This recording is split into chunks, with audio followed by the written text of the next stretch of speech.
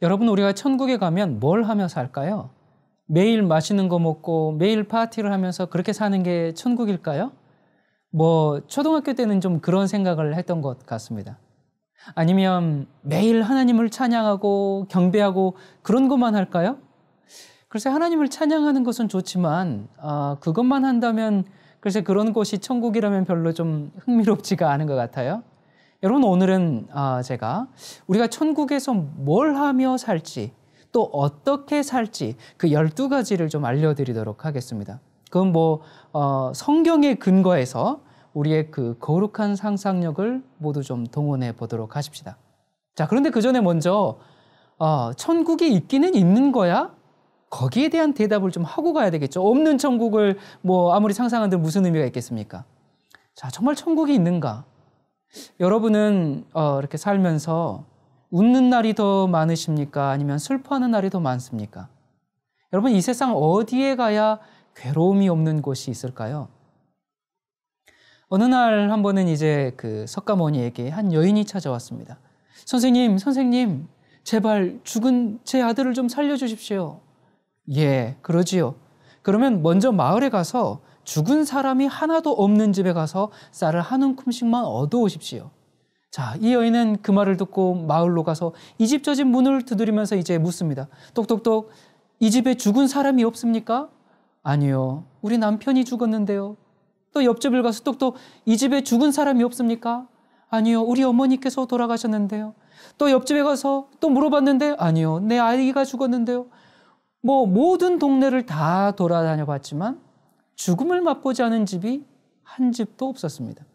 자, 여인은 이제 지친 몸을 이끌고 다시 석가모니에게 돌아와서 이렇게 묻습니다. 죽은 사람이 없는 집은 한 명도, 한 가족도 없었습니다. 자, 그때 석가모니가 이렇게 얘기하죠. 그렇습니다. 죽는 것은 어쩔 수 없는 사람의 운명이지요. 그러니 그렇게 생각하고 받아들이십시오. 한 번은 예수님께서 나인이라는 성에 들어가시게 되었습니다. 성문 가까이 갔을 때 상여가 나오는데 죽은 사람은 과부의 외아들이었습니다. 예수님께서는 그 여자를 가엾게 여기시면서 울지 말라고 말씀하셨습니다. 그리고 위로만 하신 게 아니라 상여를 멈추게 하시고 관에 손을 대시면서 청년아, 내가 네게 말하노니 일어나라, 그렇게 말씀하셨습니다. 그러자 죽었던 청년이 일어나 말하기 시작했습니다. 예수님은 죽은 자를 살려주셨을 뿐만 아니라 예수님 자신이 사망의 권세를 이기시고 부활하셨습니다. 그리고 모든 인류에게 이렇게 당당히 선포하십니다. 나는 부활이요 생명이니 나를 믿는 자는 죽어도 살겠고 무릇 살아서 나를 믿는 자는 영원히 죽지 아니하리니 이것을 내가 믿느냐? 네, 믿습니다. 여러분, 이 고백이 지금 우리의 고백이 되고 있습니까? 죽음은 누구에게나 찾아오게 되어 있습니다. 여러분, 이것은 놀라운 죽음의 민주주의입니다. 죽음은 특정한 사람에게 특권을 인정하는 법이 없습니다. 만인을 평등하게 대우합니다. 왕과 거지, 부자와 가난한 사람, 노인과 젊은이 누구나 죽게 마련입니다. 죽음은 죄 없는 사람에게도 찾아오고 죄가 있는 사람에게도 찾아옵니다. 여러분, 우리가 지금 그렇게 악착같이 그냥 아둥바둥 정말 남의 눈에 피눈물하게 만들면서 그렇게 모은 돈, 여러분 그거 얼마나 갖고 있을 거라고 생각하십니까? 죽을 때 입는 옷을 뭐라고 불러요? 수의라고 하죠. 여러분, 그 수의에는 호주머니가 없습니다. 여러분은 죽을 때 여러분 자신 외에는 아무것도 가지고 가지 못합니다. 육신조차도 다 남겨두고 떠나야 합니다. 모든 것을 다 놓아야 합니다. 그런데 그 죽음의 순간까지 오직 현세만을 위해서 준비하고 현세만을 위해 쌓아두고 현세만을 위해 살아왔다면 얼마나 참담하게 무너지겠습니까? 여러분, 사람들이 새하늘과 새 땅에 대한 믿음이 없기 때문에 잠깐 사는 이 세상에 엄청난 투자를 하고 있습니다. 그러나 주님께서는 이렇게 말씀하십니다. 너희를 위하여 보물을 땅에 쌓아두지 말라. 거기는 종과 동록이 해하며 도적이 구멍을 뚫고 도적질하느니라. 오직 너희를 위하여 보물을 하늘에 쌓아두라. 거기는 좀이나 동록이 해하지 못하며 도적이 구멍을 뚫지도 못하고 도적질도 못하느니라. 여러분, 천국에 투자해야 합니다. 그래서 어떤 목사님들은 자, 여러분 천국에 투자해야 되기 때문에 교회에 헌금 많이 하십시오. 예, 그렇게 하는데 그건 다 사기입니다. 여러분, 교회에 헌금 많이 하는 게 천국에 투자하는 거 아닙니다. 내가 갖다 바친 만큼 보상받는 거 그거 전혀 아닙니다. 천국에 투자하는 것은 내 삶의 주인을 예수님으로 삼고 그분의 말씀대로 사는 것이지 교회에 헌금하는 것이 아닙니다. 여러분, 죽음 넘어 세상은 반드시 있습니다. 하늘나라는 분명히 있습니다. 죽음 이후의 삶에 대해서 우리는 정말 심각히 고민해야 될 때입니다. 성경은 분명히 약속합니다. 계시록 21장은 죽음이라는 단어조차 존재하지 않는 곳, 분노와 괴로움이 없는 곳, 탄식과 눈물, 질병의 아픔이 없는 새 하늘과 새 땅이 이 지구에 펼쳐질 것이라고 말하고 있습니다. 자, 그렇다면 새 하늘과 새 땅은 어떤 곳일까요? 성경은 신부가 남편을 위해 단장한 것 같다고 말합니다. 자, 봅니다. 1절부터입니다. 또 내가 새 하늘과 새 땅을 보니 처음 하늘과 처음 땅이 없어졌고 바다도 다시 있지 않더라. 또 내가 보매 거룩한 성 새 예루살렘이 하나님께로부터 하늘에서 내려오니 그 예비한 것이 신부가 남편을 위하여 단장한 것 같더라. 여러분, 여인이 가장 아름답게 자신을 꾸미는 때가 언제일까요? 여러분, 신부가 결혼식을 올리기 전에 그 예비하는 그때일 겁니다. 몇 달 전부터 이제 피부 마사지샵 다니면서 마사지하고 매일같이 얼굴 팩도 하고, 그리고 결혼식 당일에는 어떻게 합니까? 새벽부터 정말 가가지고 머리도 하고 신부 화장도 하고, 그리고 드디어 하얀 웨딩 드레스를 입습니다. 그리고 웨딩 마치에 맞춰서 사뿐사뿐 신랑을 향해 걸어가는 그 신부의 모습은 정말 아름답습니다. 바로 이렇게 우리를 위해서 새 하늘과 새 땅이 신부가 단장하듯이 우리를 위해서 새 하늘과 새 땅이 준비되고 있고 기다리고 있다, 그 말입니다. 그래서 우리와 결혼할 날을 손꼽아 기다리고 있다는 것입니다. 자, 새 하늘과 새 땅에서의 삶은 어떤 삶일까? 자, 첫 번째, 새 하늘과 새 땅에서는 영원히 공부합니다. 예. 아마 어떤 분은 아니 무슨 그리 끔찍한 얘기를 하십니까? 예, 그럴 것 같은데요. 여러분, 수험생들 공부하기 싫으시죠? 정말 살기 위해 사지만, 네. 그런데 여러분, 우리가 이 새로운 지식을 알아가는 것은요, 우리에게 굉장히 즐거움과 기쁨을 줍니다. 여러분, 끊임없는 그 하늘에서의 배움이 우리의 정신을 피곤하게 하지 않을 겁니다. 그것이 우리에게 스트레스를 주지 않을 겁니다. 생각을 해보세요.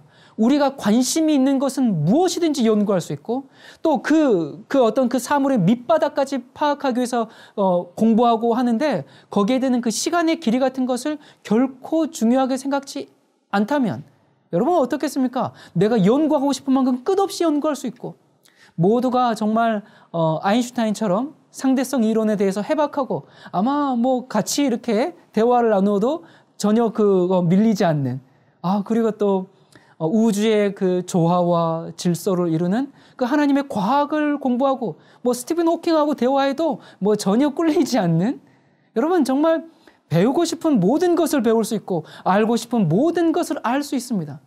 그런데 그럼에도 불구하고 여전히 도달해야 할 그런 새로운 높이, 정말 우리가 경탄해야 할 새로운 경이, 깨달아야 할 새로운 진리, 새로운 대상들이 끊임없이 있을 것이기 때문에 결코 지루한 나라가 아닙니다.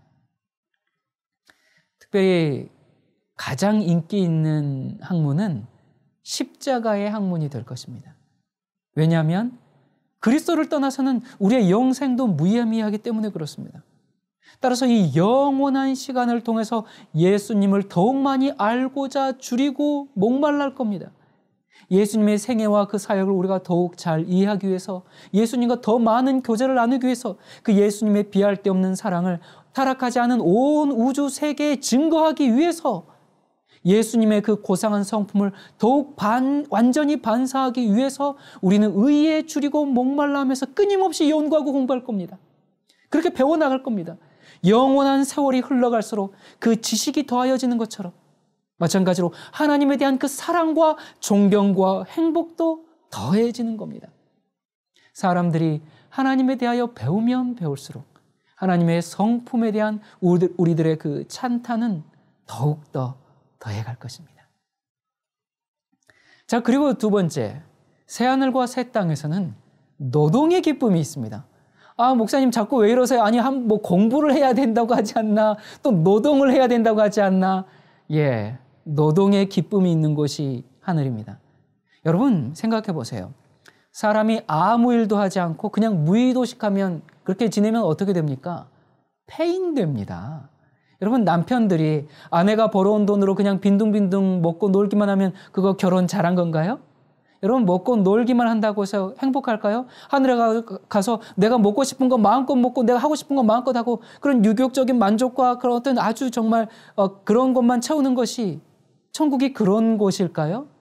여러분 그렇지 않습니다. 이사야 65장 21절에 보면요. 거기서 우리는 이런 얘기를 보게 됩니다.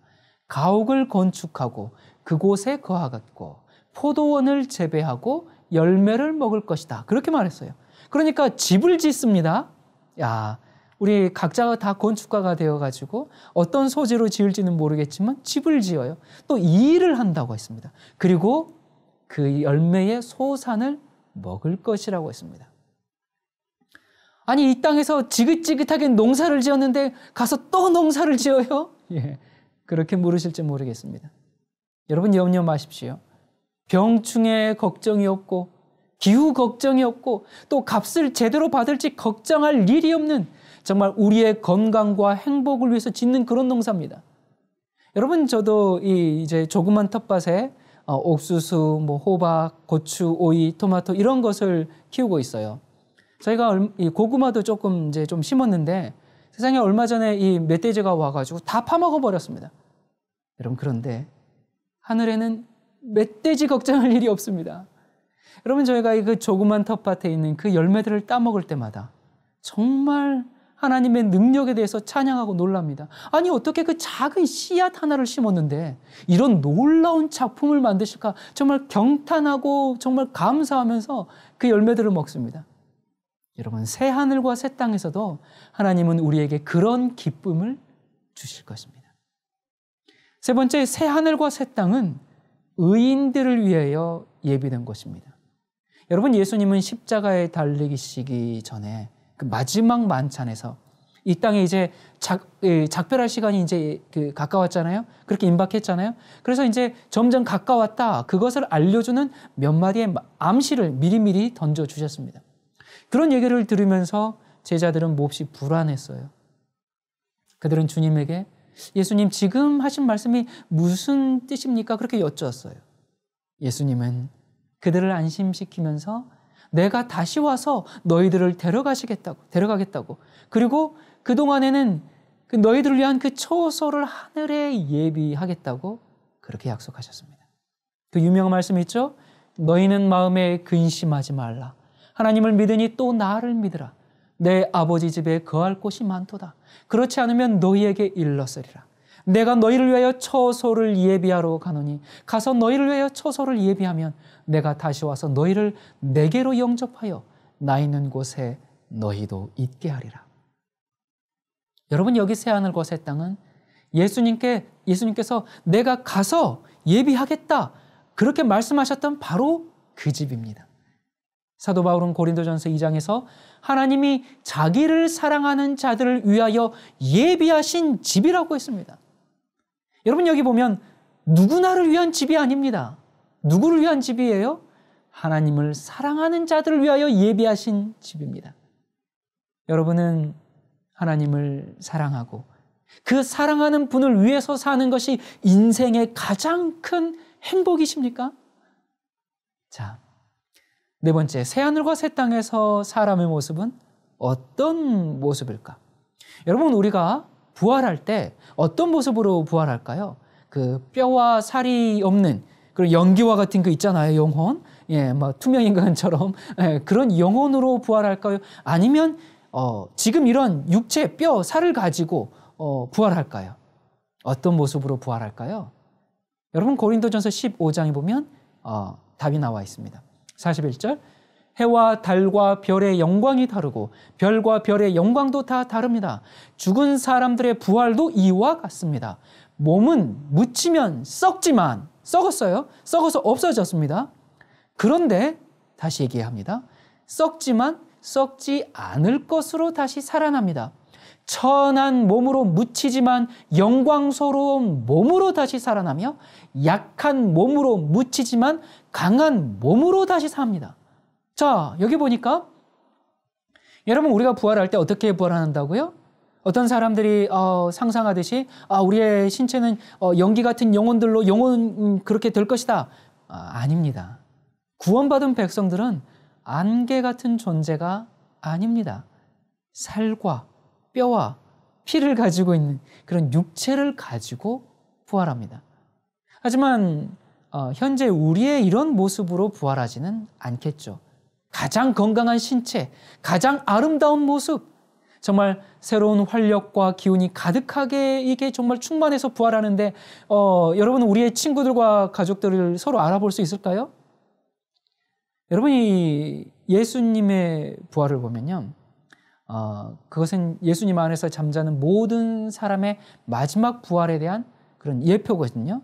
자, 부활하신 예수님의 그 얼굴과 태도와 음성, 이 모든 것이 다 그 예수님의 제자들에게 아주 익숙한 것들이었어요. 그래서 예수님께서 부활하신 후에 제자들은 예수님을 알아보는데 큰 어려움이 없었습니다. 마리아는 예수님의 음성을 알아들었어요. 마리아야, 그 무덤에서. 그리고 엠마오로 가던 그 제자들은 예수님의 그 생활 습관을 알아냈습니다. 그리고 또 예수님은 그 부활하신 이후에도 일상적인 식사를 드셨습니다. 주님은 제자들에게 자신의 몸을 만져보게 하셨죠. 또 살과 뼈로 된 그 튼튼한 몸을 가지고 있다는 것을 확인하게 하셨습니다.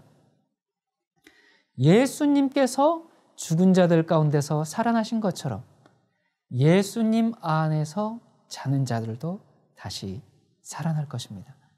여러분, 우리는 그 제자들이 예수님을 알아본 것처럼 우리의 친구들을, 우리의 가족들을 알아보게 될 것입니다. 비록 우리가 죽을 때는 모양이 일그러지고 정말 쪼글쪼글하고 또 어떤 사고로 다치고 정말 투병하다 죽고 병들고 정말 볼품이 없었다고 할지라도 우리가 부활할 때는 완전한 건강과 균형을 갖게 될 것입니다. 그런데 그런 육체를 갖고 부활하게 되는데 그런 모습이 어떤 모습일까? 여러분이 그 에덴 동산의 아담이 만물의 영장으로 지음을 받았잖아요. 여러분, 아담의 키가 한 얼마 정도 됐을까요? 요즘 뭐 한국에서 정말 대접받는 남자들 한 1m 80 돼야 됩니까? 여러분 생각을 해보자고요. 인류가 퇴보되기 전입니다. 인류는 퇴보되면서 키도 점점 작아졌어요. 그리고 아담한테 뭐 하라고 그러셨어요? 만물의 영장으로 지으셨기 때문에 모든 동물을 다 다스리라 그러셨거든요. 자, 생각을 해보세요. 코끼리도 다스리고 사자도 다스리고 호랑이도 다스리고 기린도 다스리고 그러려면 그렇게 다스리려면 아담의 키가 한 3m 정도 된 그런 3m 정도 된 그런 균형 잡힌 신체를 가졌을 것이라고 학자들은 그렇게 추정합니다. 근데 일리가 있습니다. 여러분, 그 정도는 돼야 만물을 다스리지 않겠습니까? 예. 정말 우리가 반려견 이렇게 강아지들을 기호하듯이 아마 아담은 사자와 호랑이를 그런 식으로 쓰다듬어 줬을 거예요. 물론 그때는 또 그런 그 맹수들이 없었던 때기는 하죠. 자, 우리가 부활해서 새 몸으로 입을 때 우리의 키가 아담처럼 커 있을 것입니다. 여러분, 지금 키가 작다고 걱정하시는 분들이시요. 우리가 몇십 년만 그렇게 살면 영원히 한 3m 정도의 키로 살게 됩니다. 걱정 마십시오. 아니면 우리가 이제 부활해서 하늘에 가서 생명나무 과실을 먹을 거 아니에요? 그러면 그걸 먹을 때마다 우리가 점점 키가 커서 3m 정도로 또 채워질 수도 있을 거예요. 아무튼 왜냐하면 생각을 해보세요. 아담은 죽었을 때 그 키로 부활하겠죠. 3m. 근데 우리는 뭐 작고 그러면 이거 맨날 아담 볼 때마다 이렇게 대화가 안 되잖아요. 그렇기 때문에 아담이 작아질 일은 없기 때문에 우리가 그 정도로 크게 될 겁니다. 여러분, 키 때문에 너무 스트레스 받지 마시기 바랍니다. 이 땅에서 몇 년만 그렇게 사시면 됩니다. 자, 그리고 키뿐만이 아니에요. 여러분, 노아 홍수 전의 사람들에게는 글자가 필요 없었습니다. 그렇기 때문에 책이 필요 없고요. 또 기록이 필요가 없었습니다. 왜 그래요? 그들이 글을 몰라서가 아닙니다. 그들이 사실 비록 이렇게 계속 타락을 해왔지만 그래도 하나님은 인간을 아주 탁월하게 창조하시고 나서 얼마 지나지 않은 때이기 때문에 그들은 아주 뛰어난 기억력을 갖고 있었습니다. 그들은 전달된 것을 이해하고 보존할 수 있었고요. 그것을 손상됨이 없이 그의 후손들에게 계속 전달해 줄 수 있었던 겁니다. 그래서 완전한 기억을 갖고 있었죠. 우리가 부활해서 살면 우리의 삶이 그럴 겁니다. 우리는 다시는 건망증 때문에 가스불을 끄지 않아서 냄비를 태우는 일이 없고, 그 다음에 우리 정말 성경 암송 이렇게 잘하시는 분들 보면 너무 부럽잖아요. 그런데 걱정하지 마십시오.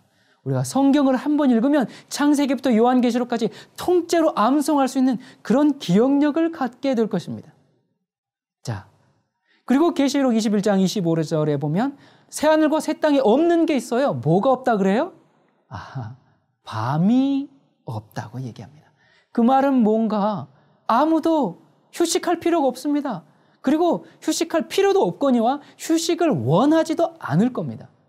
거기서는 하나님의 뜻을 행하고 하나님의 이름을 찬양하는데 피곤함을 느끼지 않을 겁니다. 우리는 정말 신선하고 유쾌한 그 아침의 기분을 언제나 느낄 겁니다. 지식을 얻는데 우리의 두뇌가 피로해지지도 않고 체력이 소모되는 일도 없습니다. 자, 그리고 구원받은 정말 사람들은 안경 쓸 일이 없습니다. 저도 지금 안경을 쓰고 있는데 점점 시력이 나빠지고 있기 때문에 계속 이제 도수를 더 높여가면서 바꿔요. 자, 그런데 여러분, 우리가 정말 새하늘과 새 땅에서는 우리가 뭔가를 자세히 보고 싶다. 그러면 우리의 눈이 현미경이 됩니다. 또 별들과 태양계의 그 질서 있게 운행하는 것을 보고 싶다. 그러면 우리의 눈은 만원경이 됩니다. 정말 우리의 그 흐려지지 않은 눈으로 하나님의 그 창조의 영광들을 봅니다. 지극히 작은 것에서부터 지극히 큰 것에 이르기까지 만물 위에 기록되어 있는 하나님의 그 사랑을 보면서 우리는 매일매일이 감탄의 생애가 될 것입니다. 자, 그리고 다섯 번째, 새하늘과 새 땅엔 눈물이 없는 곳입니다. 3절, 내가 들으니 보좌에서 큰 음성이 나서 가로되 보라, 하나님의 장막이 사람들과 함께 있음에 하나님이 저희와 함께 거하시리니 저희는 하나님의 백성이 되고 하나님은 친히 저희와 함께 계셔서 모든 눈물을 그 눈에서 씻기시매 다시 사망이 없고 애통하는 것이나 곡하는 것이나 아픈 것이 다시 있지 아니하리니 처음 것들이 다 지나갔음이로라. 보좌에 앉으신 이가 가라사대 보라, 내가 만물을 새롭게 하노라 하시고 또 가라사대 이 말은 신실하고 참되니 기록하라. 여러분, 그곳에는 눈물이 없습니다. 장래 행렬이 없습니다. 슬픔의 흔적이 없습니다. 질병도 없고 고통도 없고 죽음도 없습니다. 장애인도 없고 병든 사람도 없습니다. 하나님께서 우리를 완전히 변화시켜서 정말 병들지 않는 몸, 죽지 않는 몸, 영원한 생명을 주실 것이기 때문에 그렇습니다. 여러분, 고통하는 일이 다시는 없습니다. 뼈가 부러지는 일이 다시 없고요. 깨어진 가정이나 깨어진 약속이 다시는 없습니다. 다시는 배반당할 두려움이 없고요. 고통스러운 그 오해를 받을 염려도 없고 사람들에게 정말 내 마음을 열고 평생토록 우정을 지속할 수 있는 곳이 바로 그것입니다. 모두가 다 법을 잘 지키기 때문에 경찰도 필요 없고요. 아픈 사람도 없기 때문에 병원도 필요 없고요. 정말 암, 사고, 굶주림, 공포, 마약, 학대, 파산, 테러 이런 단어가 전혀 필요 없게 된다는 것이 정말 어떤 뜻일까? 여러분, 예수님께서 마태복음 6장에 뜻이 하늘에서 이루어진 것 같이 땅에서도 이루어지다 그렇게 말씀하셨습니다. 그렇게 하신 그 주님의 기도가 드디어 영광스럽게 성취되는 것입니다. 여러분, 우리가 어렸을 때 우리가 울면 부모님들이 늘 그랬듯이 하나님은 우리의 어깨를 팔로 안으시고 우리의 눈에서 눈물을 닦아주시면서 모든 것을 새롭게 만들어주십니다. 진실로 하나님은 우리를 돌보시는 분이십니다. 자, 6번째, 새하늘과 새 땅은 죄책감이 없는 곳입니다. 여러분, 우리를 괴롭게 하는 것들 중에서 사실 우리 그 죄에 대한 죄책감이 우리를 참 많이 괴롭히죠. 나는 안 돼. 나는 틀렸어. 내가 이러고서 무슨, 이런 그 죄책감에 눌려서 삶이 고통스러운 경우가 참 많습니다. 그러나 천국에서는 더 이상 그런 괴로움이 없습니다. 여러분, 우리가 살면서 다 잊어버릴 수만 있다면 좋은 경우가 얼마나 많은지 모릅니다. 나를 괴롭힌 그 사람, 또 내가 그 부모님의 가슴에 못 박았던 일, 또는 내가 그 억울하고 원통하게 당했던 그 일들, 여러분, 우리가 다 잊어버릴 수만 있다면 우리는 지금보다 훨씬 행복할 것입니다. 하나님은 이렇게 약속하십니다.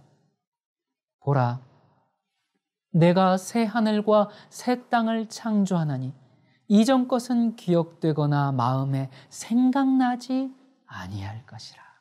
여러분, 참 아멘입니까? 아멘입니다.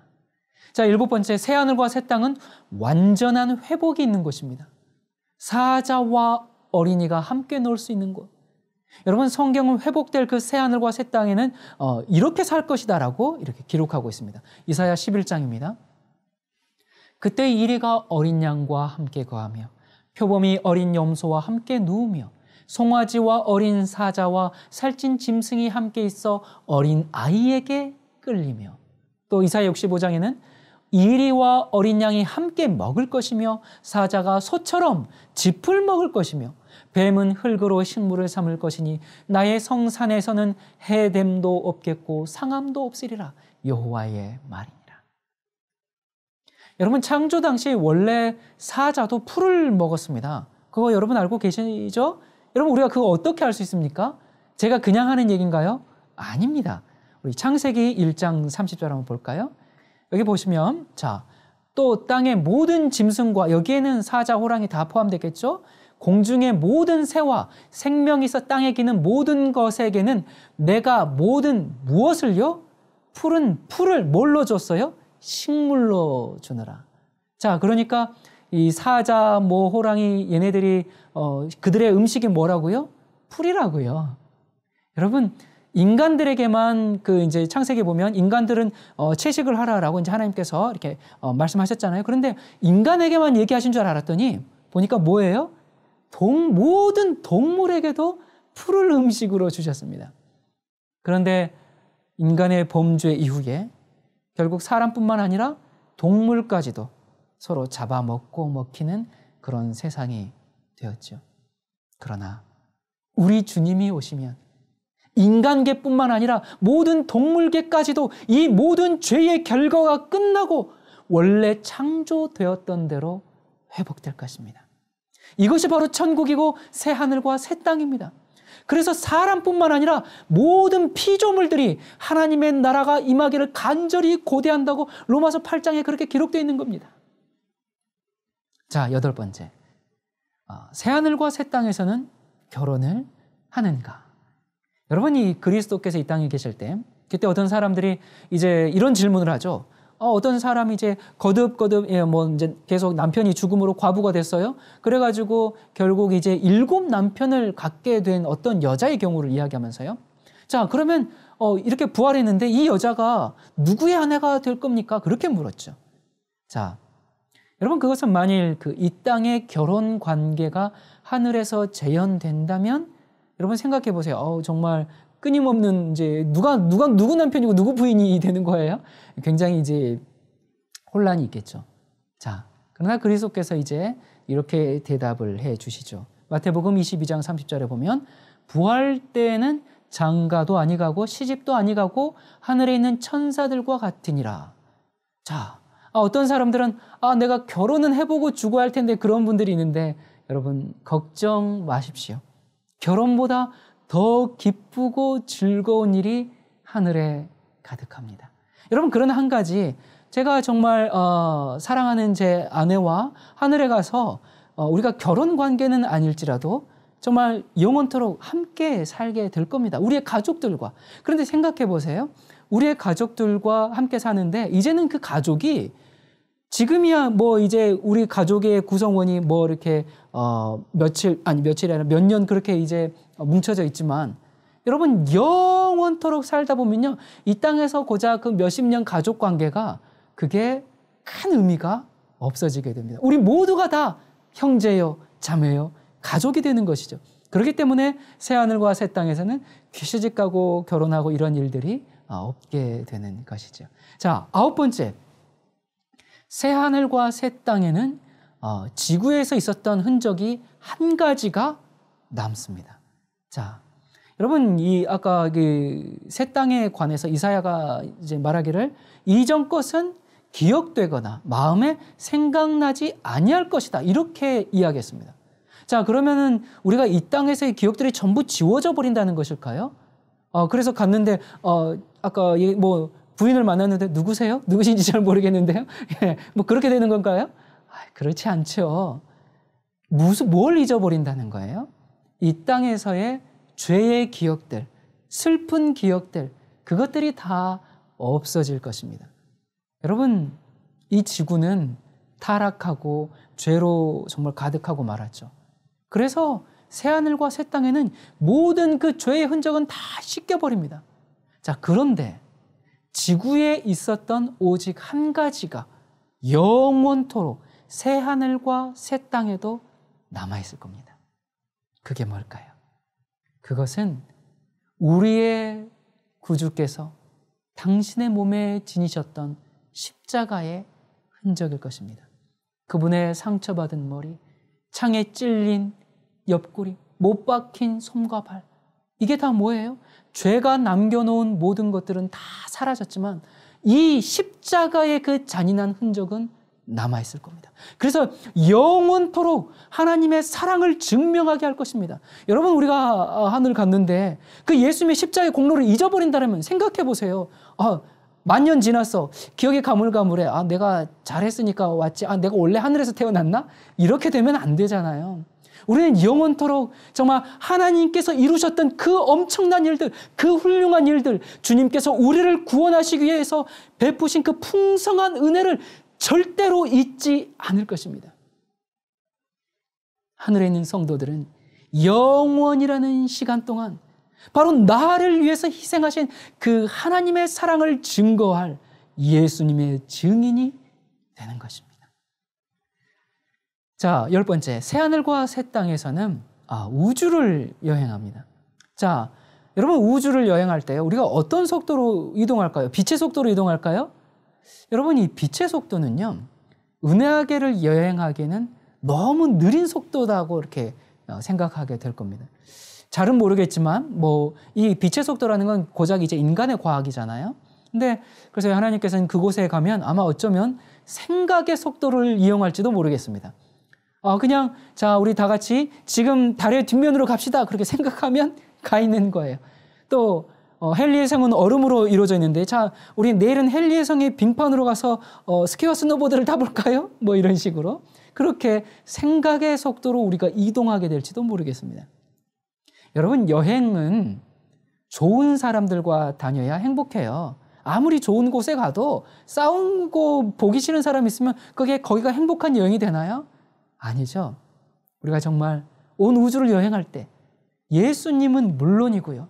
우리의 그 여행의 동반자들이 모세와 다니엘과 베드로와 그들과 정말 대화하면서 즐기는 여행은 여러분 상상만 해도 즐겁지 않으십니까? 자, 11번째.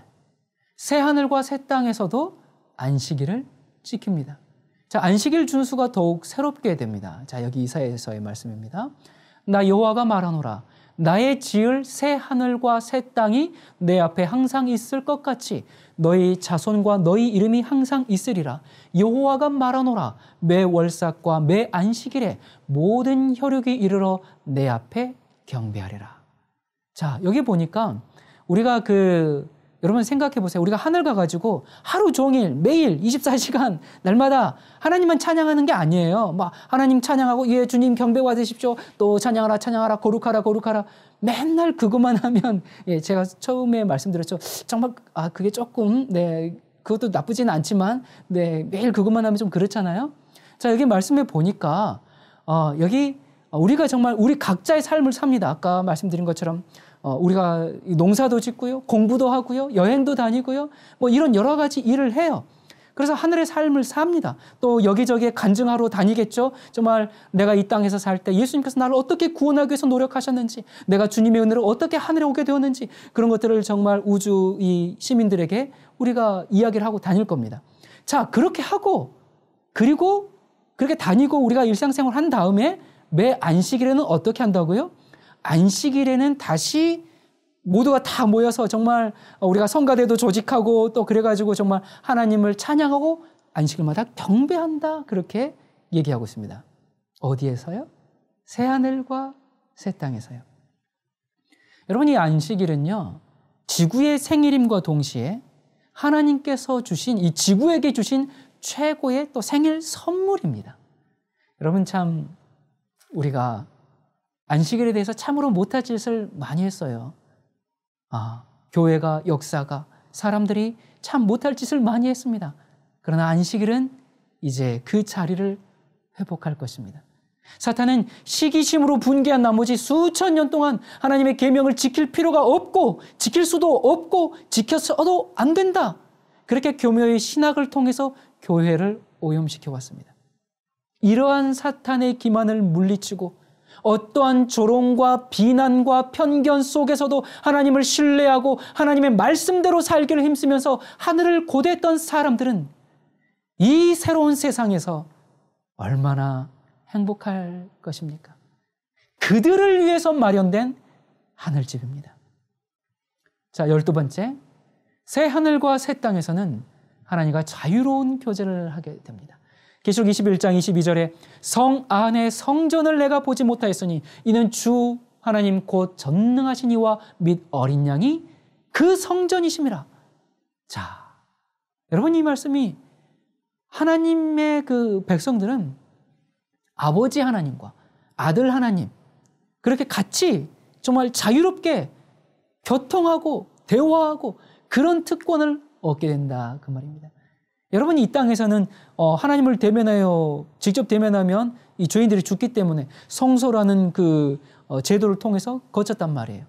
자, 그런데 정말 우리가 하나님을 직접 대면해서 보게 될 겁니다. 구원받은 사람들은 땅에서 그랬던 것처럼, 이 땅에서 그랬던 것처럼 하늘에서도 그리스도를 위하여서 살고 또한 그리스도와 함께 살 것입니다. 여러분, 생각해 보세요. 실제적으로 예수님과 함께 산다니까요. 구원받은 사람들이 정말 예수님 안에서 영원히 안식하고 완전히 만족할 것입니다. 가장 작은 것에서부터 가장 큰 것에 이르기까지 만물 위에는 창조주의 이름이 기록되고 모든 것에는 창조주의 능력이 표현되어 있는 새 하늘과 새 땅입니다. 인간을 가운데 두고 하나님과 사탄 사이의 전쟁은 끝이 났습니다. 죄와 죄인들은 다 없어졌습니다. 온 우주는 정말 순수하고 맑고 깨끗해졌습니다. 어디를 봐도 다 균형이 잡혀 있고 정말 아름다운 질서 속에서 찬송과 기쁨의 맥박만이 온 우주의 만물을 통해서 쿵쾅하고 고동칩니다. 가장 작은 세포 하나에서부터 가장 큰 우주에 이르기까지 만물은 조금도 흠이 없는 그 아름다움과 완전한 기쁨으로 하나님은 사랑이시라고 선포하면서 맥박합니다. 여러분, 이 얼마나 감격적인 일입니까? 모든 만물이 하나님은 사랑이시라고 선포할 때 나도 우리들도 그들 중에 하나의 일원이 되어서 함께 합창을 할 수 있다면 얼마나 큰 영광이겠습니까? 여러분, 죽기 싫으시죠? 죽음이라는 것은 참 슬픈 일입니다. 그런데 이 세상에 죽음이 없다면 여러분 생각해 보셨습니까? 그것은 정말 출구 없는 감옥입니다. 여러분, 만약 이 세상에서 우리가 죽지 않고 산다면 이건 사는 게 지옥이죠. 이렇게 계속 살라고? 아니, 아프고 병들고 슬픔과 고통 속에서 이렇게 영원히? 여러분, 죽음이 얼마나 큰 은혜요 축복인지 모릅니다. 우리가 죽기는 싫지만 죽는 것은 복입니다. 왜 그렇습니까? 죽음 너머 세상은 반드시 있습니다. 하늘나라는 분명히 있습니다. 여러분, 사람들이 참 이상해요. 사람들이 귀신의 존재는 믿어요. 여러분, 무당이 굿하면서 귀신들 불러내기도 하고 또 귀신 만나고 봤다는 사람 굉장히 많아요. 그런데 귀신의 존재를 과학으로 설명할 수 있습니까? 없습니다. 어떤 무슨 보존의 법칙, 상대성 원리 이런 걸로 해서 귀신은 증명할 수 있습니까? 없습니다. 그런데 귀신을 본 사람이 있으니까 부인할 수가 없죠. 자, 그런데 귀신의 존재는 믿으면서 하나님은 믿질 않아요. 여러분, 이건 무슨 논리입니까? 여러분, 하늘나라에 대한 확신을 가지시기 바랍니다. 하늘에 대한 소망은 우리가 이 땅에서 어떤 어려움이 와도 참고 견딜 수 있는 그런 의욕을 우리에게 줍니다. 여러분, 히브리서에 보면 그 앞에 있는 즐거움을 위하여 십자가를 참으사 부끄러움을 개의치 아니하셨다라고 말씀하십니다. 누가요? 예수님도요. 정말 그렇게 인내하셨습니다. 또 바울은 이렇게 바울이 어땠습니까? 자기의 그 미래의 영광을 정말 생각하면서 자기의 그 어려움을, 그 용기를 늘 새롭게 하면서 힘을 얻었습니다.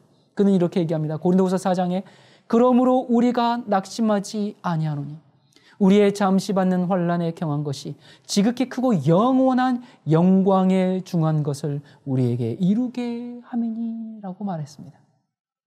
여러분, 하늘에 대한 소망은 유혹을 대항하는 힘을 줍니다. 모세는 상 주심을 바라보았기 때문에 죄악의 낙과 애굽의 모든 보화를 다 포기할 수 있었습니다. 여러분, 그런데 이 새하늘과 새 땅은요, 모든 사람을 위한 것이 아닙니다. 또 내가 그곳에 가고 싶다고 해서 모두가 또 갈 수 있는 것도 아닙니다. 우리 삶에 중대한 변화를 일으키고 하나님에 의해서 그 땅의 시민의 합당한 자격을 받은 사람들을 위한 곳입니다. 거짓말하는 자는 새하늘과 새 땅이 아니라 불못에서 최후를 맞이할 것입니다. 자기 입장에서만 생각하고 판단해서 상대방을 오해하고 거짓으로 비난하는 말, 또 이렇게 들은 얘기를 세상에 그 사람이 그랬대 그러면서 재확산하는 것도 거짓말하는 것입니다. 누구를 속이는 것만이 거짓말이 아니에요. 하나님의 말씀을 전한다고 하면서도 비성경적인 설교를 하는 것도 거짓말입니다. 여러분, 정말 목사들은 단에서 설교할 때마다 두려운 마음으로 하나님 앞에 서야 합니다. 또 용서할 줄 모르는 사람들, 원한을 품고 있는 사람들, 욕망을 극복할 줄 모르는 사람들, 그들을 위해 마련된 곳은 새 하늘과 새 땅이 아니라 불못입니다.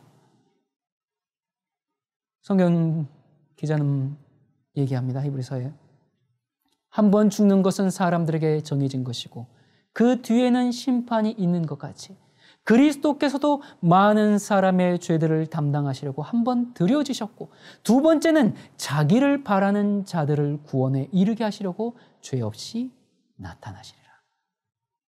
여러분, 하나님의 나라가 분명한 것처럼 하나님의 심판도 분명합니다. 그러므로 우리는 승리하는 사람들이 되어야 합니다. 계시록 21장 7절에 이기는 자는 이것들을 유업으로 얻으리라. 나는 저의 하나님이 되고 그는 내 아들이 되리라. 여러분, 이기는 자들이 새 하늘과 새 땅을 유업으로 얻고 영원한 하나님의 자녀로 살게 됩니다. 여러분은 신앙을 하고 계십니까? 아니면 미신을 믿고 있습니까? 미신은 내게 있는 돈이나 재물이나 시간이나 뭐든지 간에 그런 것들을 이제 나의 소유를 다 이렇게 갖다 바쳐서 신을 달래고 얻으려는 것입니다. 여러분, 그럴 때 나는 결코 변화되지 않습니다. 오직 신을 변화시켜서 나의 목적을 성취하려고 하는 것이 그게 미신입니다. 그러나 반면에 신앙은 무엇입니까? 정말 절대자인 하나님을 인간이 좌지우지할 수 없다는 그 사실을 우리가 분명히 알고 그 하나님 앞에서 날마다 내가 변화되어 가는 것이 신앙입니다. 따라서 신앙과 미신의 진정한 차이점은 어디에 있어요? 내가 변하느냐 안 변하느냐, 거기에 있는 겁니다. 변화되지 않는 신앙, 그것은 미신입니다. 그런데 많은 사람들이 그럼에도 불구하고 나는 구원받을 것이다라는 맹신을 하고 있지는 않습니까? 여러분은 정말 천국이 있다고 믿으십니까? 여러분, 천국이 있다고 믿으면서 어떻게 그렇게 악하게 사십니까? 천국이 있다고 믿으면서 그것 가지고 왜 그렇게 싸우십니까? 천국이 있다고 믿으면서 왜 그렇게 다른 사람들을 비난하고 못 살게 구십니까? 천국이 있다고 믿으면서 왜 그렇게 세상 것에 목을 메고 사십니까? 왜 그렇게 무정하고 냉정하고 이기적이고 욕심이 많습니까? 여러분, 새하늘과 새 땅은 먼 미래에 도래하는 것이 아닙니다. 먼저 지금 우리 안에 임해야 합니다. 주님이 임하는 삶, 하나님의 나라가 이루어진 삶, 성령께서 나를 주관하시고 나를 정말 천지개벽하셔서 나의 모든 사상, 나의 소원, 정말 나의 비전, 나의 모든 것을 다 뒤집어 놓는 삶, 그것이 은혜의 왕국입니다. 지금 도래한 그 은혜의 왕국을 경험한 사람이 정말 궁극적인 영광의 왕국에 참여할 수가 있습니다. 우리는 지금과는 전혀 다른 사람이 되어야 합니다. 여러분, 하나님의 나라가 오고 있습니다. 정말 정신 차려야 합니다. 모두가 구원받지 않습니다. 구원받을 거라고 생각한 사람 중에 멸망당할 사람들이 많습니다. 죽으면 구원의 기회가 없습니다. 지금 어떤 사람에게는 오늘 이 시간이 마지막 기회입니다. 여러분, 우리가 하늘을 목표로 삼고 살게 되면 땅도 얻을 것이지만 땅을 목표로 하면 아무것도 얻지 못할 것입니다. 우리를 위해서 마련된 새 하늘과 새 땅을 우리가 잃어버리는 일이 없기를 간절히 바랍니다. 기도하시겠습니다. 우리를 위하여 새 하늘과 새 땅을 마련하신 하나님 아버지, 주님의 그 크신 은혜와 사랑을 모르고 지금껏 세상 속에서 내 것만 찾으면서 죄인으로 살아왔습니다. 우리는 심판받아서 멸망으로 갈 수밖에 없는 그러한 존재지만 예수 그리스도께서 우리를 위하여 십자가에 죽으심으로 죽음의 권세를 던져버리고 새 생명을 주셨습니다. 이 시간 우리의 마음을 열고 예수 그리스도를 나의 구세주요 생명의 시여자로 영접합니다. 우리를 위하여 예비된 그 나라에서 주님과 영원토록 함께 있게 해 주시옵소서. 예수님의 이름으로 간절히 기도드립니다. 아멘.